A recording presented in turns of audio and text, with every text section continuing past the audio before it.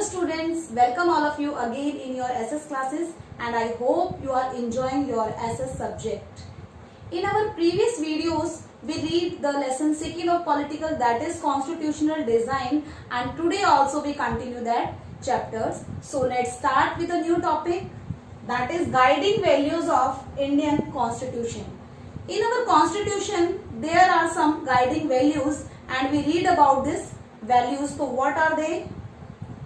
The dreams and the promises. Dreams and the promises, ये किसके dreams and promises की बात हो रही है? ये बात हो रही है जो कॉन्स्टिट्यूएंट असेंबली के जो मेंबर्स थे, उन्होंने एक ड्रीम के साथ में और एक प्रोमिसेस के साथ में हमें कॉन्स्टिट्यूशन दिया है. ड्रीम्स, उनके ये ड्रीम्स हैं कि आगे फ्यूचर में जाकर के ये जो कॉन्स्टिट्यूशन है लोग फॉलो करेंगे एंड जो हमारी कंट्री है वो वर्ल्ड की एक बहुत अच्छा एग्जाम्पल बनेगी डेमोक्रेसी का. तो इस ड्रीम्स को उन्होंने देखा है कॉन्स्टिट्यूशन लिखते टाइम. एंड प्रोमिसेस, उन्होंने लोगों से प्रॉमिस किया है इक्वालिटी का, सेकुलरिज्म का, फ्रीडम का. और ये प्रोमिसेस हैं, ये लोगों की एस्पिरेशन को देखते हुए करे गए हैं कॉन्स्टिट्यूशन में. कि मतलब कोई भी सोसाइटी का जो ग्रुप है वो ऐसा नहीं है कि कॉन्स्टिट्यूशन से सेटिस्फाई नहीं है.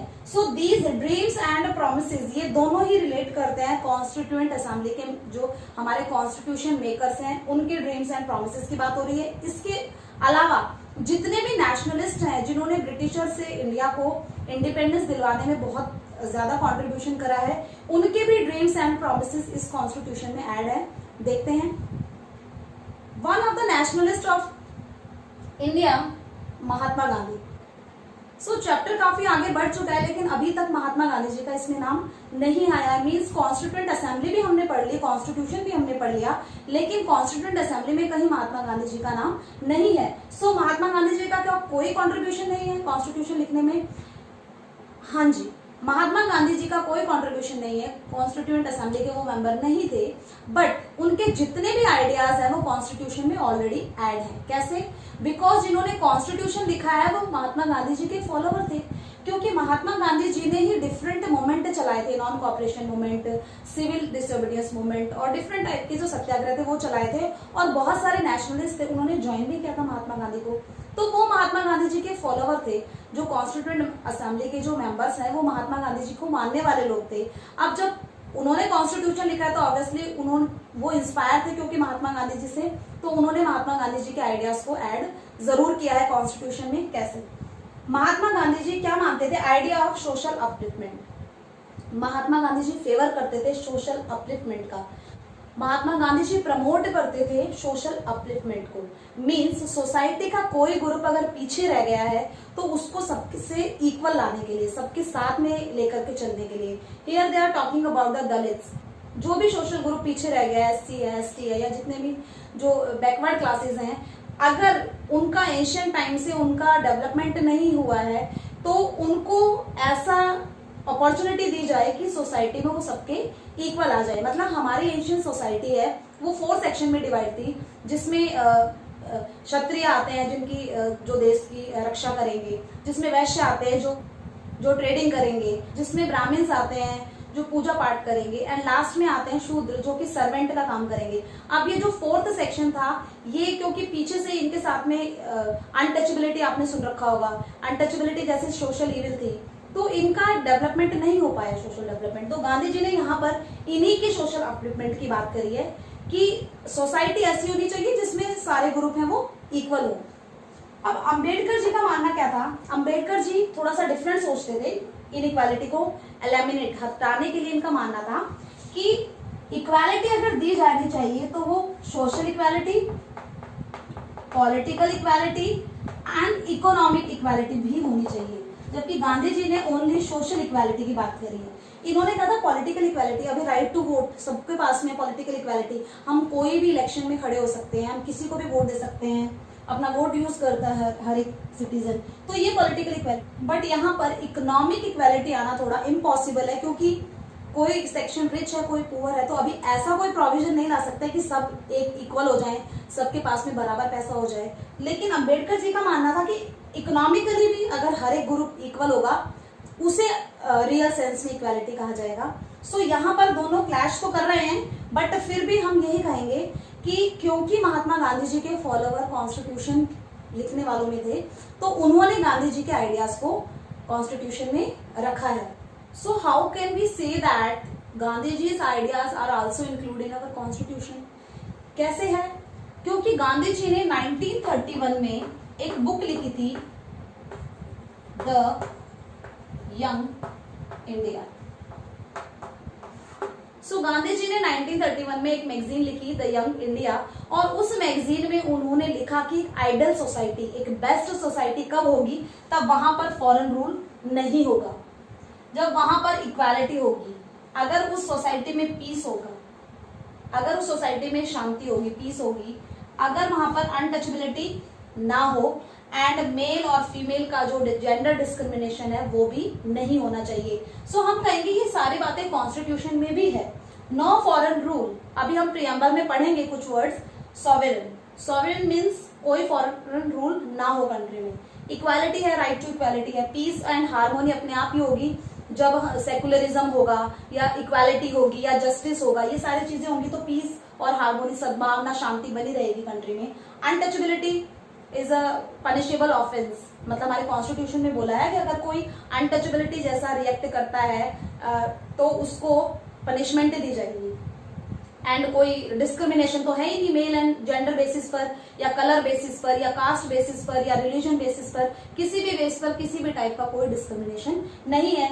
So we can say that the ideas of Gandhi ji are include in our constitution, already include in our constitution. Now we will read the most important part of this chapter, that is preamble. Preamble, what is preamble? Preamble like index of your notebook. आपकी notebook में जिस तरह से index होता है, हमें पता चलता है इंडेक्स को देख के कि अंदर आपने क्या वर्क कर रखा है, उसी तरह से प्रियम्बल भी है. प्रियम्बल कॉन्स्टिट्यूशन के बारे में ये बताता है कि अंदर कौन सी वैल्यूज को ऐड करा हुआ है, कॉन्स्टिट्यूशन किन वैल्यूज पर बेस्ड है, यही प्रियम्बल है. जैसे आप किसी के आई कार्ड को देख करके पता लगाते हैं कि ये कौन सी कंपनी में वर्क कर रहे हैं, या उनकी जो डिटेल्स होती है वो आई कार्ड में होती है, या आप किसी के घर जा रहे हैं तो आप नेम प्लेट पे कि भाई ये कर्नल का घर है या पायलट है ये, तो अपने नेम प्लेट पर भी वो थोड़ा सा इंट्रोडक्शन अपना देते हैं. सो उसी तरह से ये इंट्रोडक्शन है हमारे कॉन्स्टिट्यूशन का.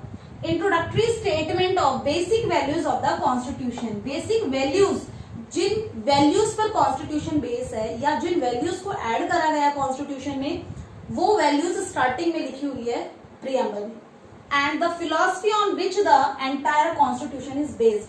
हमारा कॉन्स्टिट्यूशन किस फिलॉसफी पर बेस्ड है, वही है preamble. So if you have book, then open your book and read the preamble at once. And those who haven't the book, I will read the preamble of India because it is very important. इसको पढ़ने के बाद में कुछ keywords है, I will describe them. Okay,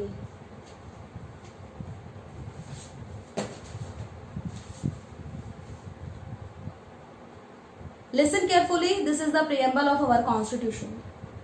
We the people of India, having solemnly resolved to constitute India into a sovereign, socialist, secular, democratic and republic, and to secure to all its citizens justice, social, economic and political liberty of thoughts, expression, belief, faith and worship, equality of status and of opportunity, and to promote among the all fraternity, assuring the dignity of the individual and the unity and integrity of the nation.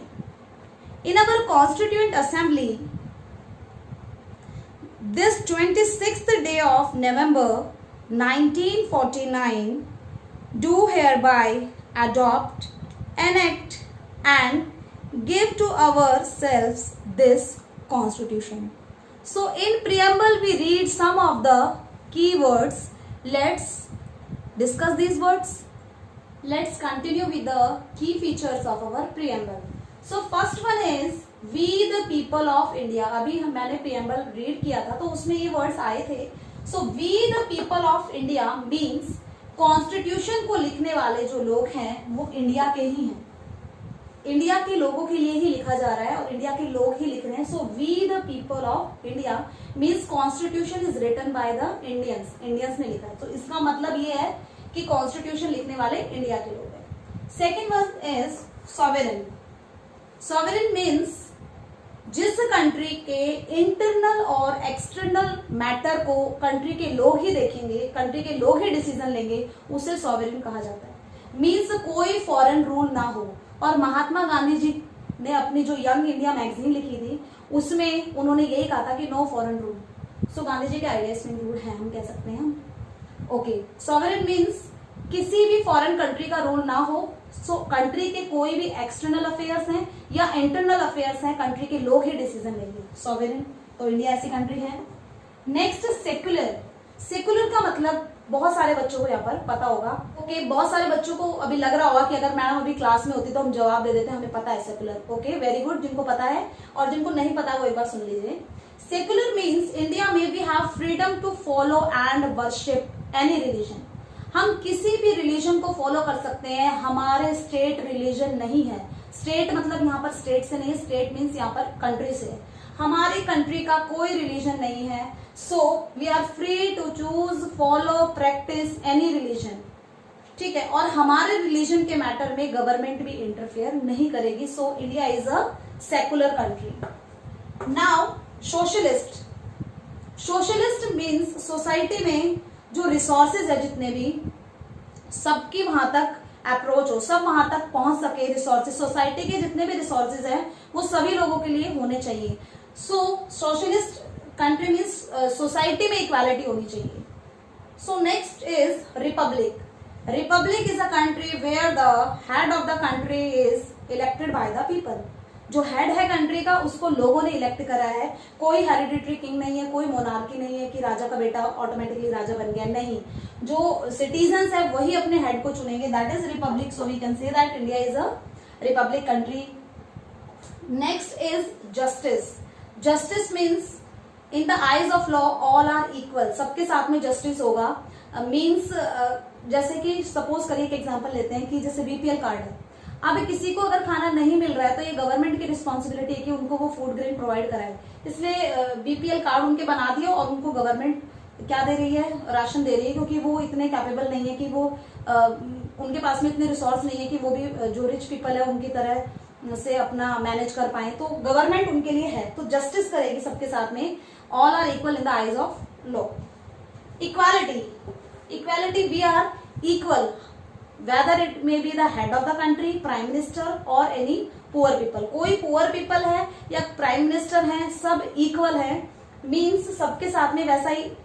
Suppose करिए कोई crime कर देता है तो punishment देनी है तो same crime के लिए सेम पनिशमेंट है. सब इक्वल है, सबको फंडामेंटल राइट्स हैं. Okay, now fraternity means. Fraternity means कि वी ऑल आर फैमिली. जितने भी सिटीजन हैं हमारी कंट्री के, हम एक फैमिली की तरह है और हमें यूनाइट होके रहना है. So that is the fraternity. So next one is liberty. We have freedom to express our views and ideas. हम अपने आइडियाज एंड व्यूज को एक्सप्रेस कर सकते हैं. हम बुक लिख सकते हैं, हम किसी पॉलिटिकल पार्टी के बारे में बोल सकते हैं, हम गवर्नमेंट के बारे में कुछ भी बोल सकते हैं. तो हमारे व्यूज को रोका नहीं जाएगा. मीडिया में ऐसा नहीं कि मीडिया में उसे दिखाया नहीं जाएगा या मीडिया गवर्नमेंट को सपोर्ट करेगी, ऐसा कुछ नहीं है. वी आर फ्री, फ्रीडम है. Next is democratic. Democratic means you all know कि जहां पर रिप्रेजेंटेटिव को लोग चुनते हैं उसे कहा जाता है डेमोक्रेटिक कंट्री. मतलब लोगों के पास में राइट टू वोट है और वो अपने रिप्रेजेंटेटिव को इलेक्ट करें. अब people have right to vote and they will elect their representative. That is the democratic country. Okay, I hope all of you understand the key features of preamble. Now moving to the next topic, that is constitutional gifts. क्या क्या चीजें हैं जो constitution हमें provide करता है, क्या क्या लिखा हुआ है कॉन्स्टिट्यूशन में. कुछ आइडियाज एंड वैल्यूज है जो हमने अभी पढ़ी थी. कुछ वैल्यूज पर बेस्ड है कि एक आइडियल सोसाइटी कैसी होनी चाहिए, सोशलिस्ट होनी चाहिए, डेमोक्रेटिक होनी चाहिए, सेकुलर होनी चाहिए. तो कुछ वैल्यूज बताई गई है कॉन्स्टिट्यूशन में.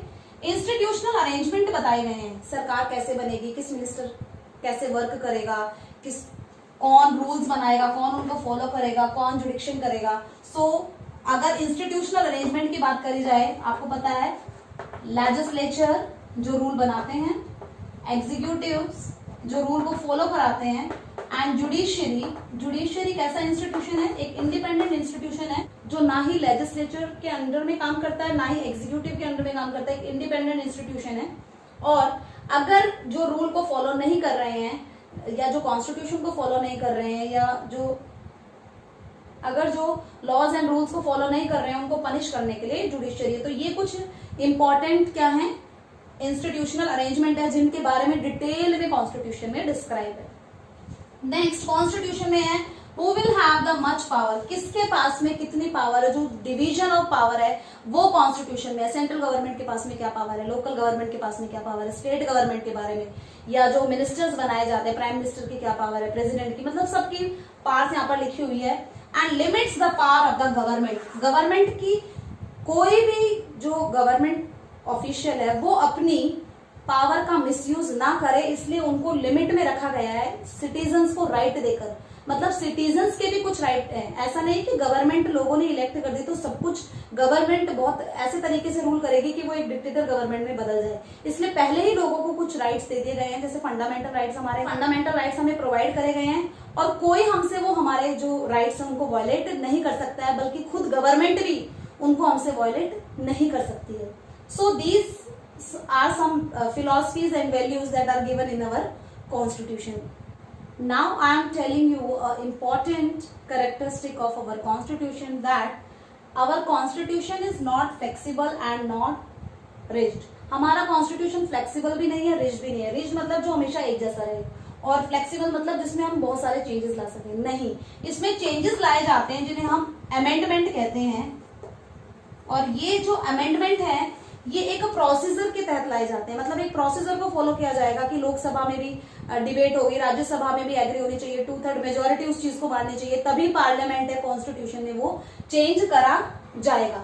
सो हम कह सकते हैं कि ना ही ये फ्लेक्सिबल है कि हमने हमारा मन करा तब कॉन्स्टिट्यूशन में चेंज ला दिया, नहीं, प्रोसीजर्स रूल्स को फॉलो करते हुए कॉन्स्टिट्यूशन में चेंज लाया जाता है और वहीं पर चेंज लाया जाता है जहां पर बहुत ज्यादा मस्ट होता है।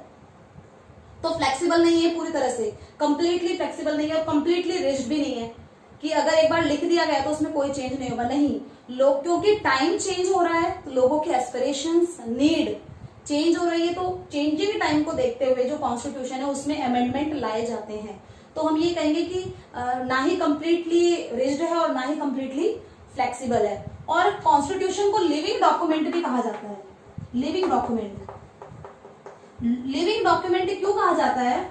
जस्ट बिकॉज कि लोगों की जो चेंज होती हुई विशेज है, डिजायर्स है, एस्पिरेशन है, उसको देखते हुए कॉन्स्टिट्यूशन में भी चेंज उसी तरीके से लाया जाता है जैसे जैसे टाइम चेंज होता है। So all of it about this chapter, I hope all of you enjoy this chapter. आपको इससे बहुत सारे नॉलेज मिली है, बिकॉज ये इंडियन कॉन्स्टिट्यूशन के बारे में इन फ्यूचर बहुत सारे जीके के क्वेश्चंस भी बनते हैं। So if you have book then just read the chapter, and if you have any queries then ask to me, if you have any question then ask to me, and revise this chapter with the help of notes. So enjoy your learning, best of luck, thank you.